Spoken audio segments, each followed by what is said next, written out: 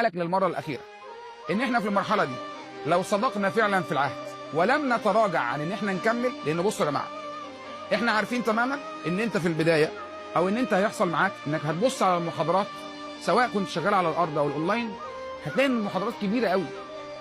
فهيحصل حاجه من الاثنين، يا اما هتلاقي المحاضره كبيره زي احد الطالبات كنت بكلمها فبتقول لي كنت بقفلها وخلاص اقول لا مش هكمل، يا اما هتلاقيها كبيره فهتدوس وتكمل حتى لو هتقسمها. مش اسمها هرجع، انا مش راجع، انا شعاري في هذه المرحله وعجلت اليك ربي لترضى. انا هكمل طريقي مهما كان، انا عارف ان هو صعب، الا انه في الاول وفي الاخر ربنا سبحانه وتعالى هيعوضنا عن هذه المشقه. واستعينوا يا جماعه، استعينوا بالصحبه الصالحه، واستعينوا بحد يدفعكم ويحفزكم في هذه المرحله عشان تقدر تكمل، لان مرحله تقيله هتجهد من كتر الشغل.